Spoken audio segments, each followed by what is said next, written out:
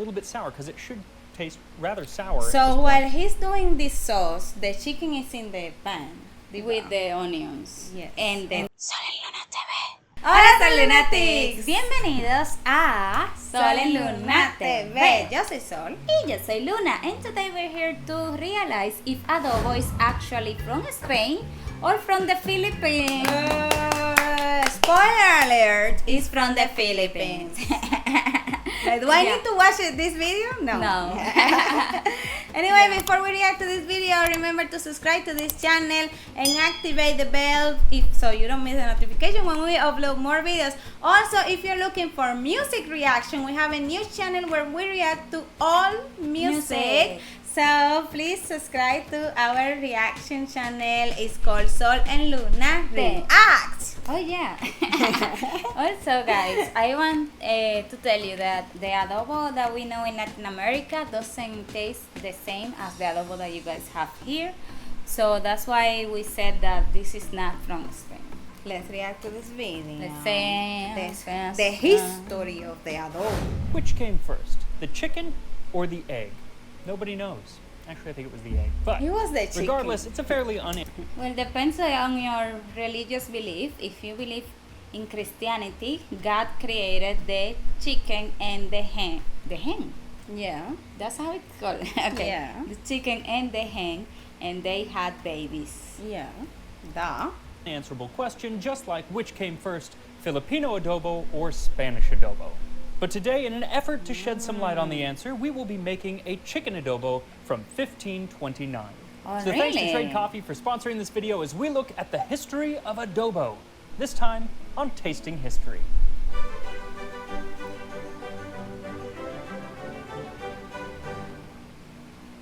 June 12th is Filipino Independence Day, which celebrates the Philippines' independence from Spain in 1898.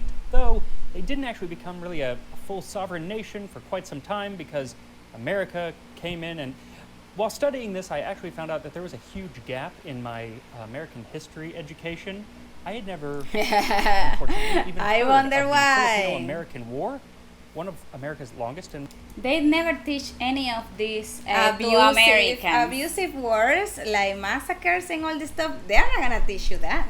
I met like a Chinese American guy that went to the R, and we met, and he didn't know that he was curious like why there's so many Dominican places with street names from America, like George Washington is Abraham there, Lincoln. Abraham Lincoln is there, Winston Churchill is there. So he was surprised to see all these major avenues with these names, and I told him, well, America invaded us 2 times. Yes. And he didn't know because they do not teach. They don't teach that. They do don't not teach that this their in history. the USA. They don't teach that America invaded several countries. Exactly.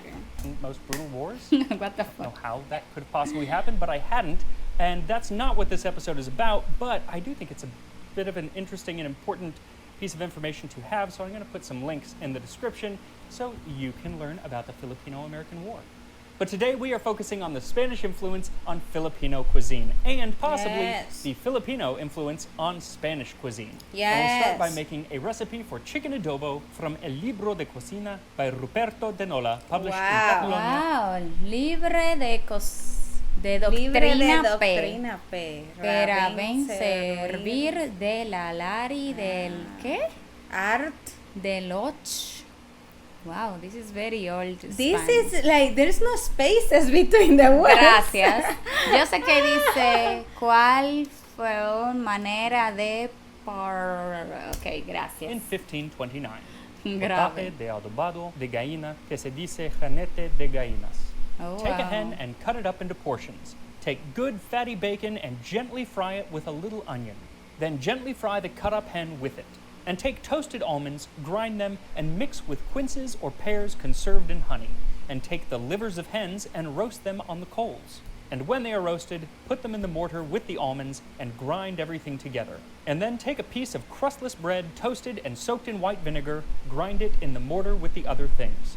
And when it is well ground, mix it with salted hen's broth and strain it through a sieve and cast it in a pot. and cast the hen in also. And cast in all fine spices and a good quantity of sugar. This sauce must be a little sour. And when the sauce is cooked, cast in a little finely chopped parsley and prepare your dishes, and then upon them sugar and cinnamon. Yeah, So this is definitely not this your mother's is adobo. In fact, this original weird. Spanish word for Sugar and cinnamon in chicken, okay? Let that sink in. This is not how we weird do. because This is not how we do our chicken. they're gonna grind almond and everything. adobo my was God. actually adobado, which I can only surmise they changed because every time they said adobado, it cued those weird Muppets. Adobado. So for this recipe, Not what you'll really. need is 3 to No. 4 pounds or You 1 don't That know was that. a terrible joke. We're still waiting for the joke to be delivered. Yeah, so I we gotta, can laugh. I gotta about call it. my courier. Where is the joke? Sorry, the joke that I ordered. kilogram. Por otro lado, On the like, other hand, this reference is not relevant for Latinos, not at all. No. We don't. What is this? No, we don't know it. I'm going to disable the subtitles because he keep putting words in there. So Yeah. How rude. how rude. If I don't Chicken, understand 3 anything, now chicken you livers, know. a quarter pound or 120 grams of fatty European-style bacon, 1 chopped onion, 1 cup toasted almonds. I bought toasted almonds that were already slivered, but you can buy whole almonds and toast them yourself. They're getting blended up anyway, so it's all going to turn out the same way. 2 pears or quinces preserved in honey or syrup. I A chef would be triggered by that, but like, We found a place online that would sell pears conserved in honey from Spain, which would have been perfect, but it was $80 for a jar like this, and it was 6 weeks to get here. So I went with pears in syrup. The fact that we're blending this up with chicken liver and vinegar, I can't imagine that it's going to make too much of a difference, and definitely not $80 difference. 1 large, thick slice of crustless bread, lightly toasted on both sides. 1 cup or 235 milliliters of white wine vinegar, 1 quart or 1 liter of salted chicken broth, 3 or 4 teaspoons of fine spices. These are really up to you. It's not specific, but fine spices in Spain at the time would have been things like galangal, grains of paradise, clove, nutmeg, and long pepper, so I'm actually going to use a little bit of all 5 of those. A quarter cup of sugar, 1 tablespoon minced parsley, and a little bit of cinnamon and sugar to garnish on top. So first, take the bacon and add it to a large frying pan over high heat. It Okay. should be nice and fatty, so We are it learning how should to do turn adobo basically now. to grease, Adobo from which the is perfect from the because you 1900s. can add Yes. your onions and fry those for about 5 to 7 minutes or until they become translucent. So once your onions start to brown, it's time to add your chicken. You want to make sure to get each piece lightly browned, so you may want to turn them over a couple times, keeping an eye on them as they cook. Once the chicken this is brown, is so different from how we do our pollo guisado. set it aside as we saute our liver. Now, they are supposed to be cooked over hot coals, but who has hot coals? I bet John Townsend has hot Haiti. coals in his kitchen because he has a pretty sweet setup. But I don't, so I'm doing them on a pan.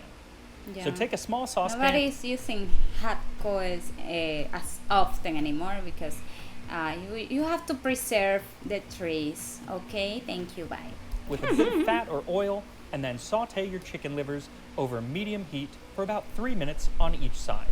While the livers cook, put a slice of bread in a large bowl and pour the vinegar all over it, and leave it for a few Wow. minutes so it can soak up as much vinegar as possible. Oh wow. You want a nice thick piece of bread because you're hoping to soak up pretty much that entire cup of white wine vinegar.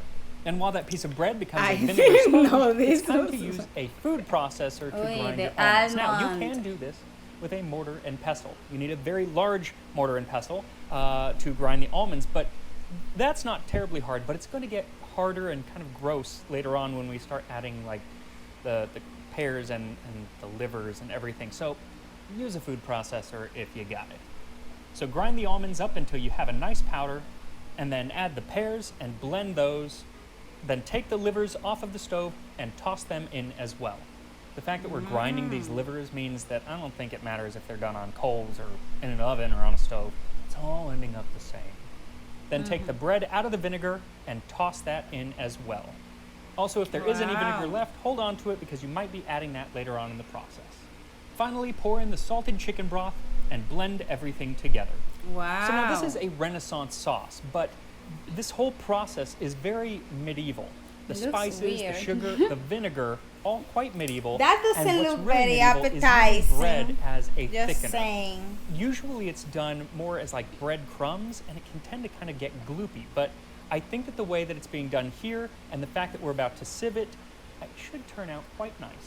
Let's So see. position a fine mesh strainer over a stew pot and slowly pour the sauce through it. If the strainer kind of gets full, take a spoon and kind of agitate the stuff at the bottom, and all of the liquid should eventually make it through that strainer. Any dregs left over, you can toss. Then add in your spices and the sugar and stir everything together. Now at this point, you can taste it, and if it doesn't taste a little bit sour, because it should taste rather sour. at this So point, while he's doing this sauce, the chicken is in the pan.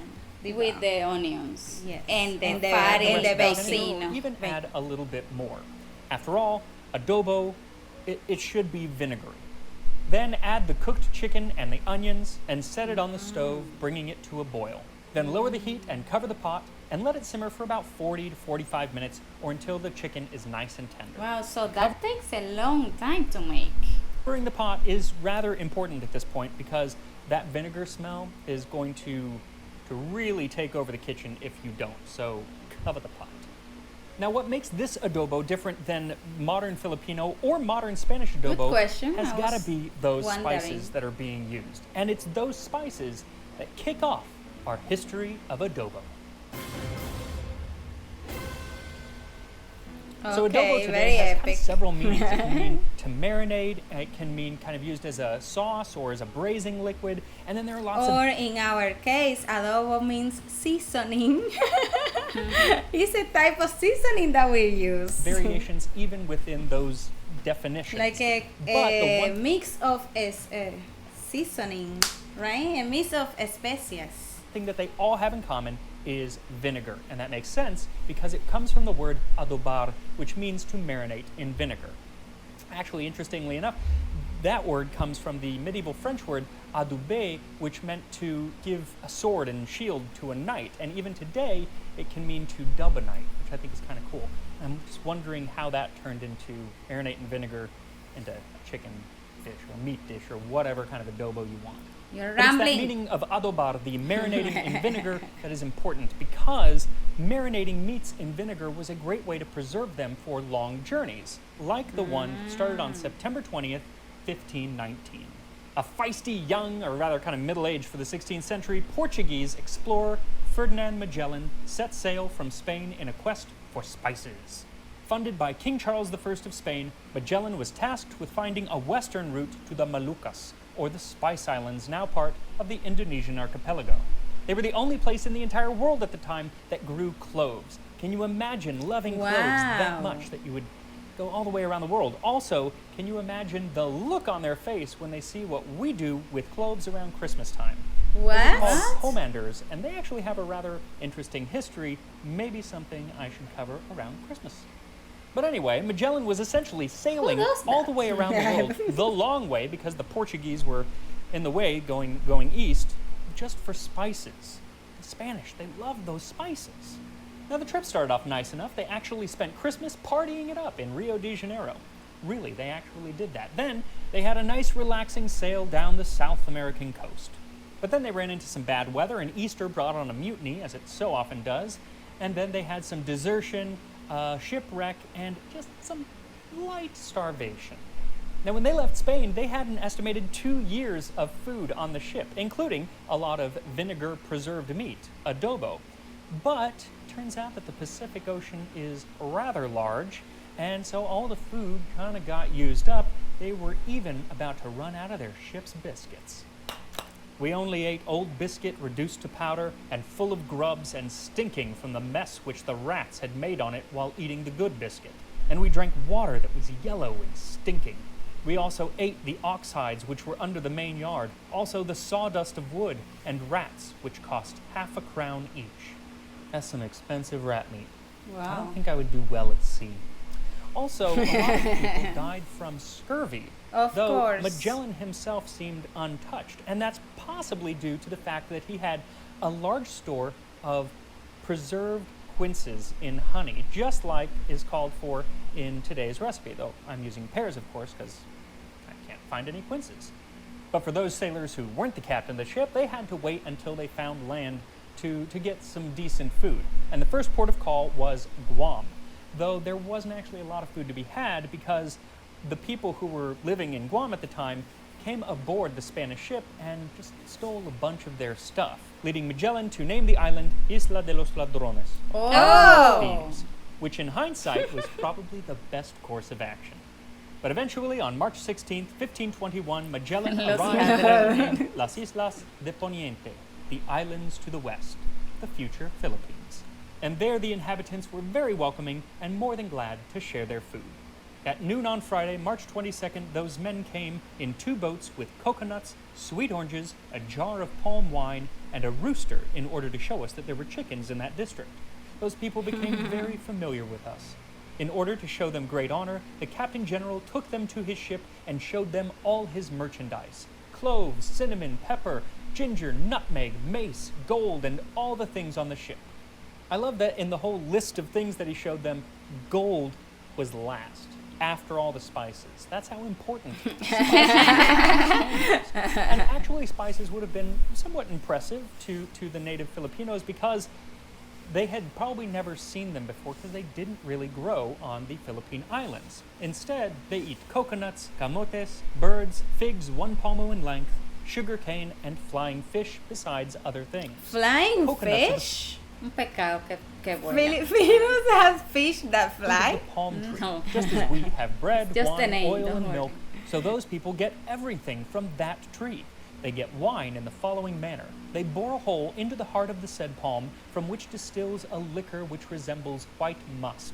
That liquor is sweet but somewhat tart and is gathered in canes of bamboo as thick as the leg and thicker. By the way, that fig 1 palmo in length is better known today as a banana. But it's the liquor from that coconut palm, today called tuba, which is important to our adobo story because it's also how they made a very important ingredient for adobo, vinegar. When they wish to make vinegar, they allow only the palm water to putrefy and then place it in the sun, and a vinegar results like that from white wine. Now, while Pigafetta, the sailor who wrote all of that down, does mention both of the ingredients necessary for adobo, meat and vinegar, we don't really get a good glimpse of what they're actually making until 1613.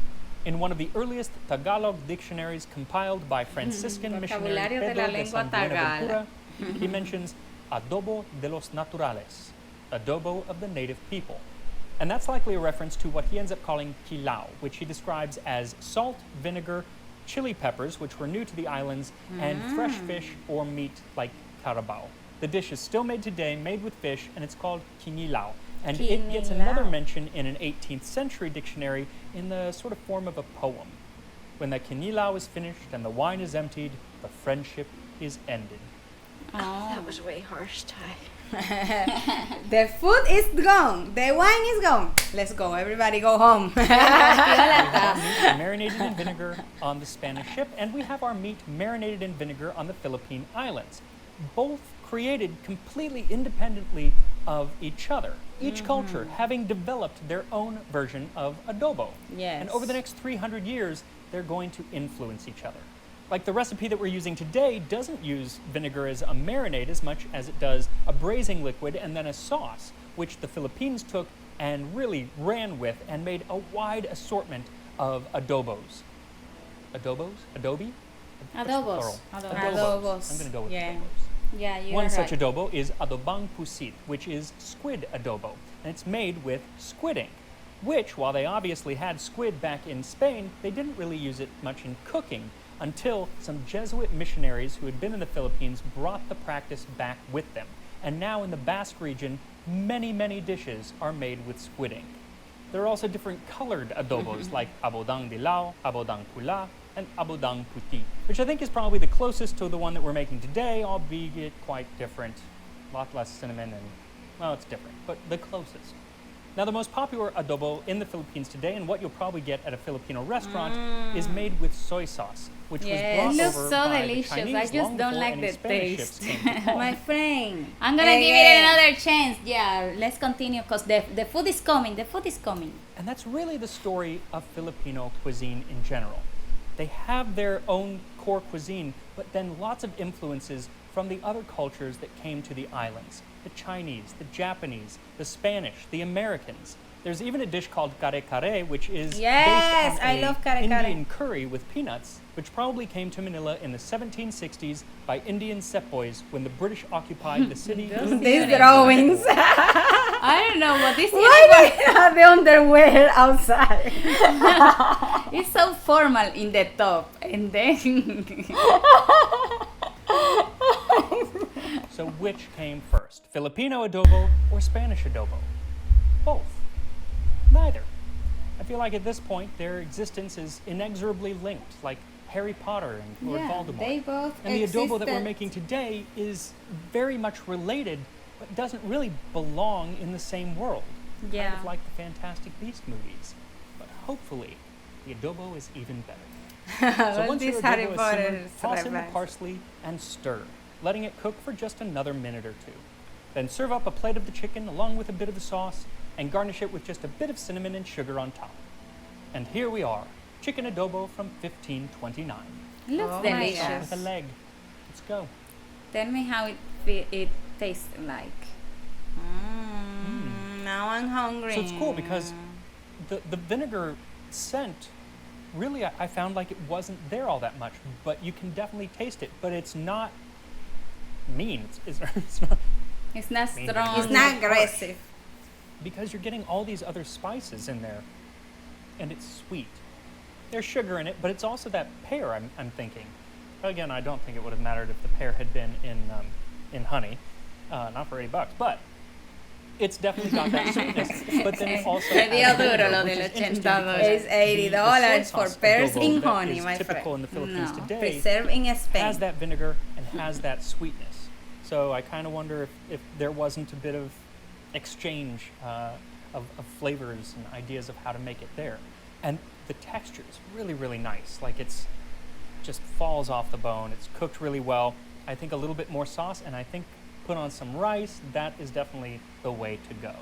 Now, Anthony Bourdain did a great episode on adobo, and in it, he asked the person who was cooking it, who makes the best adobo? What's the best adobo? And the guy was like, my mother's. It's And always Anthony your Bourdain said, mother. "Yes, That's always always your the mom, answer. yeah. The best Okay. adobo is your mother's adobo. Anybody's mother's adobo. So, if Exactly. your mom makes adobo or if you make adobo, share the That's images always with me the on answer. Instagram. Tasting History with Max Miller. I love it when people send me food pictures. Anyway, guys, this has been very interesting. It's good to know that actually, like, adobo was being made in different countries. Parts of the world. And then they met and they influenced each other's adobo. You know, that's so interesting to see. So too long didn't read. The Filipinos had their own adobo. The And Spaniards Spanish had their own adobo. adobo. And when they arrived, they say, "Oh, look how they do it!" And oh, look, they brought these spices. So whew, They share ideas, and now we Yeah. have two different adobos. in order to make it easier and less complicated. We still have two different adobos anyway. There's Anyway, a lot of guys, adobos, yes. we have tried adobo only once, chicken adobo, and it was delivered to us by Grab. So the flavor might not be it. So Luna didn't like it. I liked it. Luna didn't like it because it's a little bit sweet. But if you want us to do justice to adobo and go to a proper restaurant and eat a hot adobo meal, let us know in the comment. We can make a mukbang video trying adobo for real for the first time. In the Philippines. In the Philippines, okay? So let's thank our supporters And patience. Thank you so much to our patrons Velky, Emilio, Val Mike, Val Jun, Pogi Pinoy, Tita Weng, Fred Gabriel, David Sands, and Andrew Chica. Also, huge shout out to our certified and verified Salunatics, especially Cherry Flor, Janice, Kenny Hugh, Brian Cabosora, Glenn Jen, Eggy, AJ Primicias, Tish21, Yokagi-san, Estel Berrijen, V Jalía, Gabe, WV, Roalf, Sherborne, Don Rotopuso, Emilio Taveras, Luna Exkeloque, Pinoy OFW Adventure, John Burns MZ, Sixman, and JNXD. And now watch this video that appears right here, recommended by YouTube's algorithm, especially for you. So click on it right right now.